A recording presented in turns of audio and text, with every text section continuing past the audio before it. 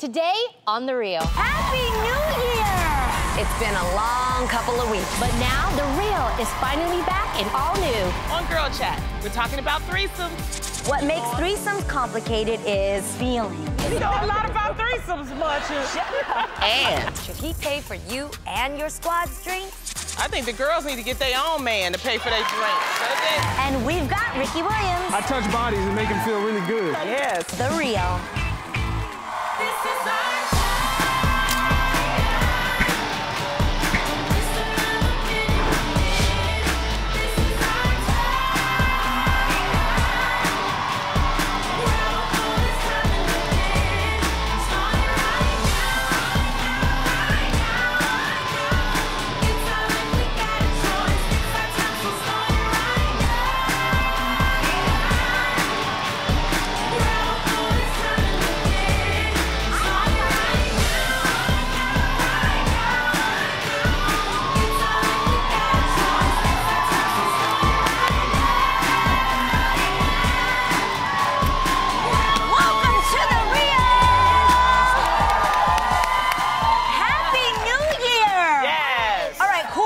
For the first Girl Chat of 2017. This is so amazing.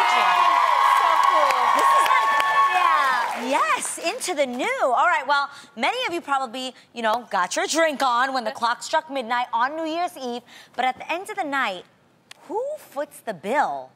It's a good question, right?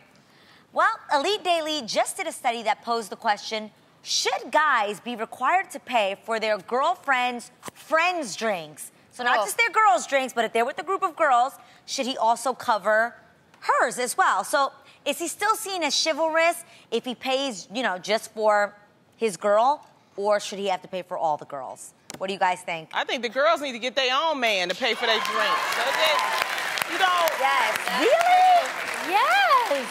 Yes, okay. It shouldn't be expected. No, it should never be expected because guess what? Gold diggers are real. And that's not cool, and they are out there. Are we talking about girlfriends that know each other? Are we talking about when you go to the bar and you meet a guy who doesn't know you? Yep. And then he's like, question. can I get you a drink? And you're like, can you get one for Lonnie, Adrian, and Tamara? Yeah, see, that's okay, what I'm but wait a talking about. second. Weird. You never did that? No.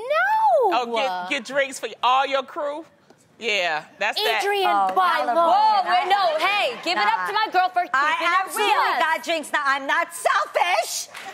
I got drinks for me and all my girls, for sure. How do you go about asking that? How do you do it? Tell me. If I'm honest, I actually never asked. If a guy was like, hey, can I get you a drink? I honestly, it sounds so terrible.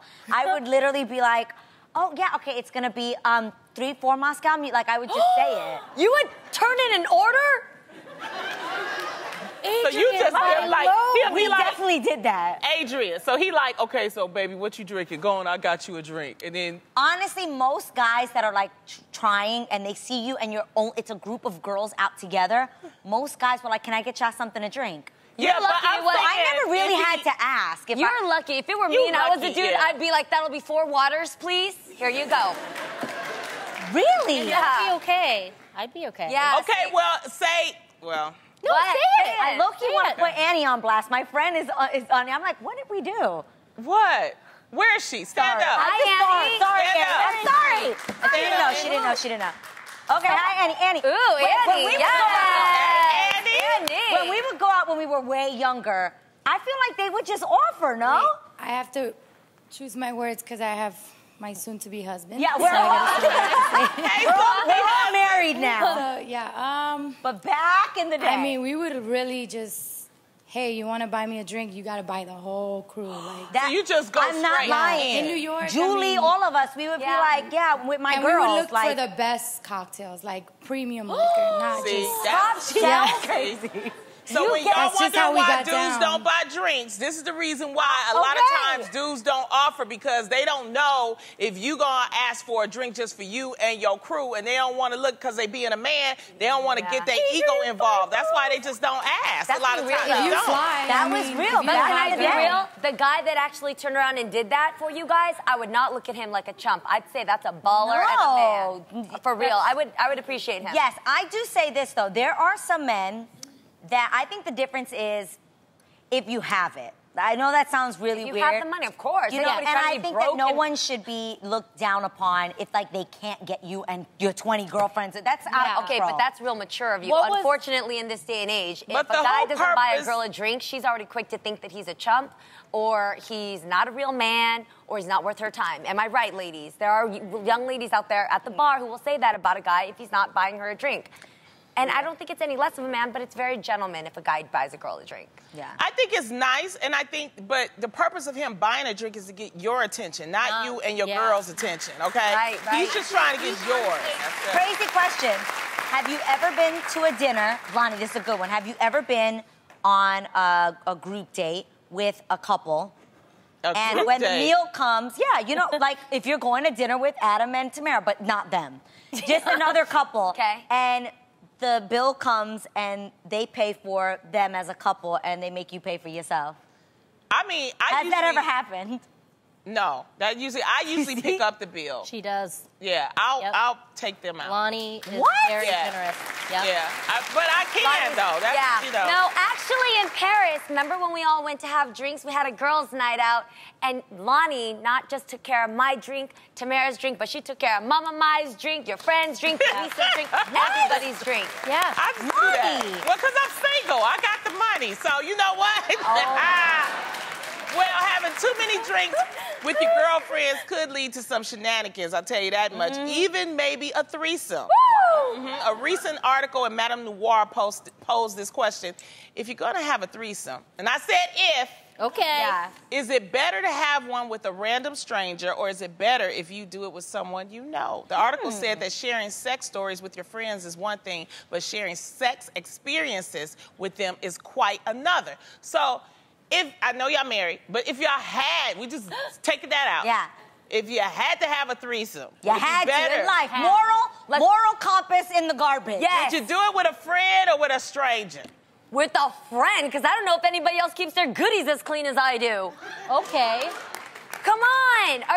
Are you so- serious? okay, You don't know where a stranger's been? Nah, I gotta make sure it's a friend. Like, I gotta know, you know, if how her habits are, if she's into grooming, you know, if her toes are, like, I wanna make sure. How about you do the stranger and when you get there, if it ain't right, don't do it. That's an embarrassing situation, though. In the middle of the moment, like, going like, whoo, okay, this is off. Like, that's weird. How do you stop that? I will leave. I just, I would leave. I will leave with no I'm problem. honestly, okay, I'm confused with threesomes, okay? Okay. Because the two people go off and do something, then what am I supposed to do? No, No, girl, it don't work like that. It don't work like that. Oh, you share. Tamara, you share. It's How do three of you share? You share. I don't want to share. That's the thing. But to No, make- it's all three people together. Whew. Okay. Yes. This is how I think. Tell me if you agree with me, Lonnie. If it's a serious relationship, Okay. I say absolutely not with a friend. Yeah. That means now your homegirl has been with you and your man. Yeah, like that's no. I Yeah. gotta see her again. He gotta see her again, and he don't ever need to see her again. Yeah. Right. So that gets weird. But if it is not someone you are serious about, then technically you and your girlfriend could do it with a random guy that y'all don't ever have to see again. Does that make sense? Yeah, that's I'm that's confused, quite y'all. possible. Because then your friendship stays intact and nobody is having like real feelings. Okay, this Yeah. is what we gonna keep it real. This is Keep the it real. real. I know what where makes you're going. threesomes complicated is feelings. The emotion. Yeah. Your of course. feelings. Yeah. You be like, I seen that face before. I made him make that face before. Yeah. And then she may, or maybe you've never seen that face before. And that's even worse. Then that's like, I've never seen you know that a lot about threesomes, much. But the point is, if you are emotionally attached to that man Right. and you are emotionally attached to that woman, the idea that they now are emotionally attached Right. to each other as well Right. can make things very Oh, complicated. no. Yes, no, if you no, get no, in your no. feelings about Are it. you guys the type at all, if you've been afraid of, or have you ever gotten to a situation where you walked in on somebody naked and you couldn't unsee what you saw? Yeah, but I see everyone naked in my mind the moment I meet them for the most What? part. See, if I saw somebody Yeah. naked, I wouldn't be able to remove that from Is my that mind. why Like, you had a big smile on your face when you saw me? You just Well, hello there, Lonnie Love. What if something hangs down lower than the other? And then you can't stop seeing that. So when you guys try to go have coffee the next week, normally... You're thinking of that. I probably already imagined it in my mind. Now I just know for fact what it looks like. Yeah. I can tell you this, having a threesome don't work for me because me with one person is already a threesome, all right? It's just really. I'm done. It's a lot going on. Lonnie. It's a lot going on. I'm a fun girl, and I don't need another person in the bed with me. I'm with this one person. Yeah, I think Okay. it honestly complicates things, and I think it shouldn't be done if the relationship is to be taken If you're taking a seriously. relationship seriously, I wouldn't want my man to be with somebody else. I'm watching. I ain't that freaky, okay? Yeah. It's just not happening. And if it is, it should be a stranger. Okay. Yeah. How many of you guys, who says stranger? Stranger? Who says stranger danger? You want it to be a friend? One person. One friend. person and lady in the She said pink a dress. friend. Because you think you can trust a friend. Okay, y'all freaky out here today. Yes. All right. Now, thousands of people rang in 2017 over the weekend by watching the ball drop in New York City's Times Square. And many of them chose to post their wish for 2017 on the Times Square Visitor Center's wishing wall. Love this. So cool. cute. Yeah. So it was written on pieces of confetti, and some messages seen included peace in the Middle East, a new year full of love and travel, a promotion, and one little girl even wished for a bunny. How cute is That is that? awesome. And I thought, of course, you know, it would be nice for us to kick off our new year with wishes of our own for 2017. So we've written them all down because we want to share them with you guys. And I just have to say, I love that this happened in the city of New York because very much like LA, most people flood to New York to visit, you know, and the same thing happened here in LA. So when I was younger, when I first moved to LA, I could feel the stress of LA because people are so distracted moving here and just always asking and taking from someone else. So I would hike this hike called Runyon Canyon in order to kind of let my stresses go. Adrian does it a lot. And I found that at the very top of the hike, the people that really worked the hardest to hike the hardest trail stayed up there and they just kind of took it in. So I created what I called a prayer box and I put it at the top of the Runyon Canyon. And I filled it up with paper, right? And I just thought, you know, I'd come up there once a month or something and just leave more paper. And the instructions were, leave a prayer, take a prayer. Because I really believe in the power of praying it forward. So people would write a prayer down, leave a prayer there, and then you just take someone else's prayer and you take it with you and you pray for them in some way. Oh, wow. That is awesome. I love great. that. Well, it got so crazy. Thank you. Yeah. You guys, I could not keep that box full enough. I would have to come there every single day, sometimes several times a day. I would have to tell my friends to go put more paper in there because it got so filled and we'd have to build the box bigger, as you could see. So I really am excited about this because I believe that as we put out our wishes, we kind of know each other's wishes and we help as a community bring it forward as we hope for our own. Right. Okay. That's Yes? awesome. Good, good, good. That is awesome. I love it. Okay, so we've talked a lot about this on the show, and I'm still going to keep talking about it until I see a change. 2016 was one of the roughest years because it brought to the surface all the things that have been lingering as far as our issues that we have as a nation. So I want to pray that each of us, including myself, begin to adopt a lot more empathy for others. And what I mean by that is, yes, I have strong beliefs. I have a certain type of faith. I believe in certain things in my marriage and as an individual. But that doesn't mean that if I disagree with you, that I should hate you or scorn you for the way that you think. In fact, before even really dismissing somebody's thought process because of the way they are, evaluate where they came from that made them think the way that they do. Some people just grew up in situations, family backgrounds, cultures that make them think the way they are. And that doesn't mean that not loving them is going to help them change. Yes. So we need more empathy in this world, and I'm going to sit here with my wish until it happens. Oh, I love that. You wish more empathy in the world. That is beautiful. What about you, babe? I wish for, in 2017, to get back to things that I'm really passionate about, like my original loves, which were singing and acting. And Yes. getting back to that, and just taking risks and trying new things. I love that. I would love to hear you singing again. Would anybody Me else? too. So praying God opens opportunities, and Put it out there. yeah, we shall see.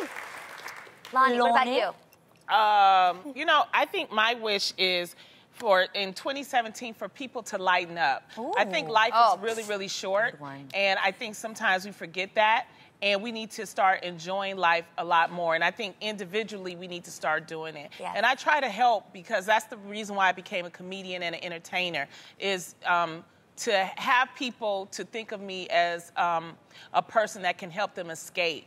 There's a lot of things that's happening in our country. We've been through a lot, but we also have to remember that life is very precious and this country is still a great country. Yes, it is. So we sometimes need to look at the levity that's happening in our lives and we can appreciate it a lot more. You know the saying, first comes love, then comes marriage? Well, some people may want to wait on that baby carriage. Oh. According to a Huffington Post article, don't count on having children to save a struggling relationship.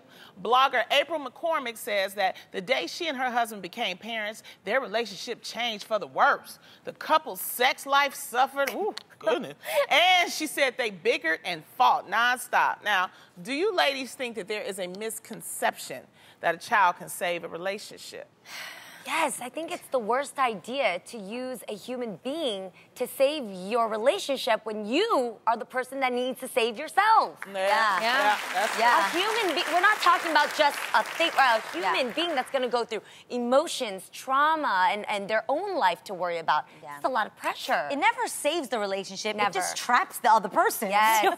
Trap. Like it's more of like a trap feel. Like I think a lot of women sometimes use that not because they actually think, oh, this is gonna, save my relationship. I think they think, well, he can't go nowhere now. Like now he has to stay with me. Or, if they think he has a good moral compass, that they'll be like, oh, morally he will now marry me. Or those kinds of old school thinking. But for you guys that actually has a child, and even from my friends or my sister that I've seen, it's actually the opposite. It puts more stress on the relationship, right? It does. I always say once you have a child, you experience the highest of highs and sometimes the lowest of lows, only because of the things that you are going through. One, yourself, your body is changing in so many ways. And not only that, hormonally, I think a lot of the times people forget that. Like, you legit feel crazy for a moment. Right. And even after you have your child, your new normal is exhaustion.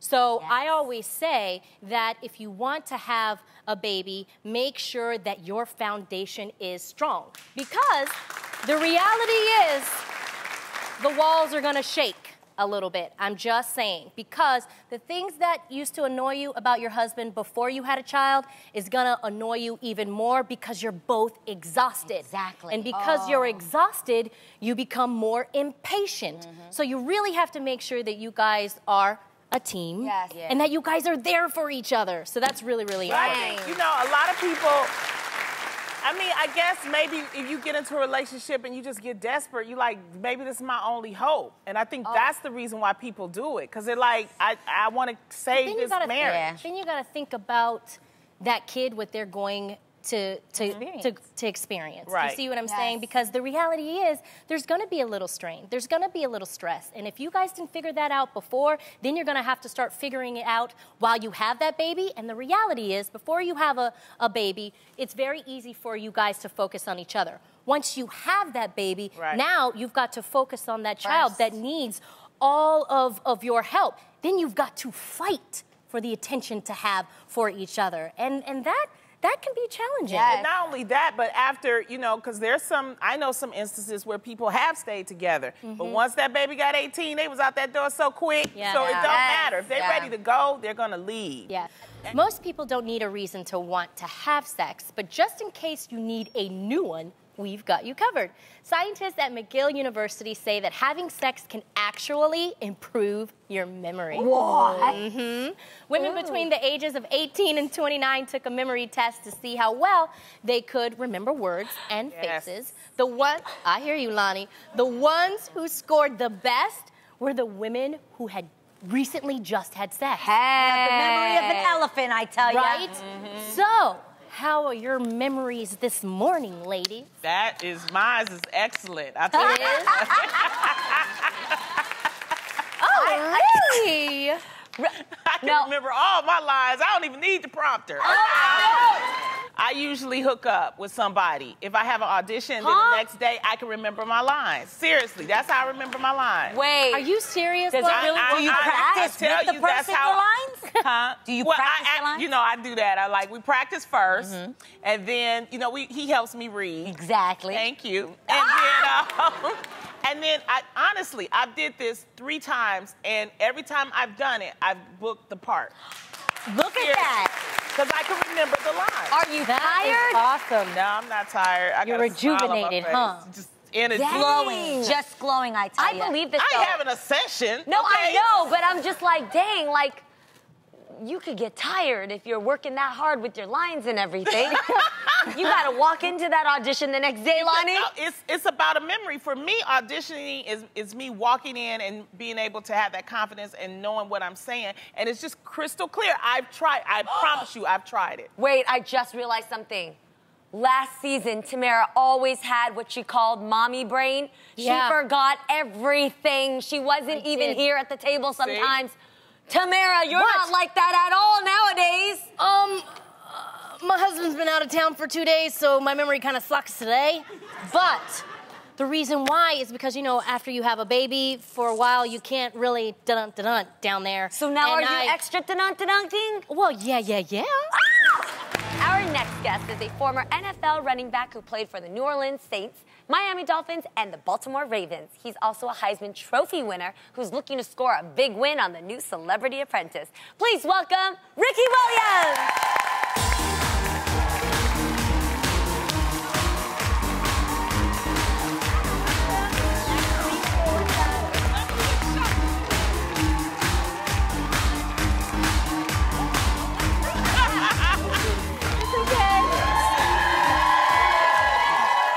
Welcome to the show, Ricky. Thanks for having me. Okay, so you are a part of a great cast for the new Celebrity Apprentice.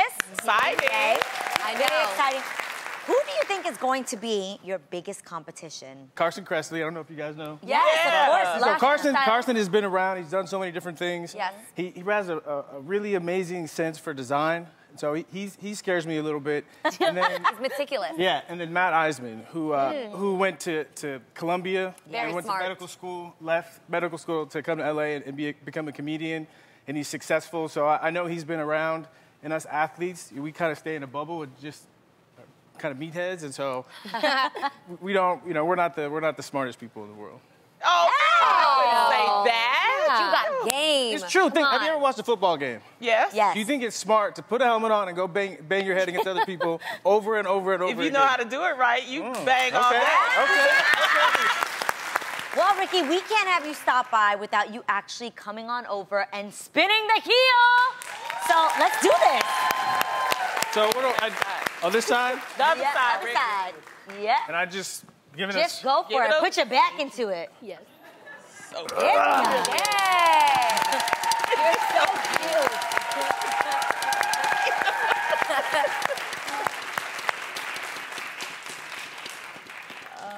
Let's see. What's your Oh, I hidden want to talent? That's a good one. Do tell. What's your hidden talent?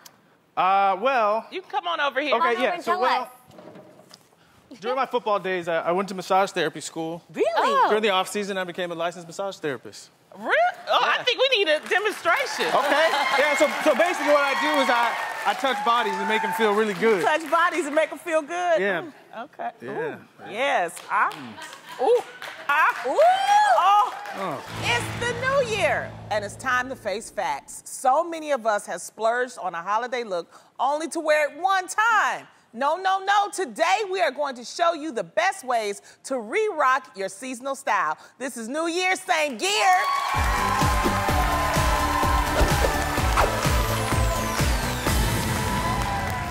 Take a look at our first model. Liz is an associate producer on our show, and she looked picture perfect out on the town on New Year's Eve. You know, I love this silver and black dress. It is so on trend for New Year's Eve. Plus, the sleeveless cut balances out the heavy fabric. But something this beautiful shouldn't be wasted on one night. How can she give this dress new life? Let's find out.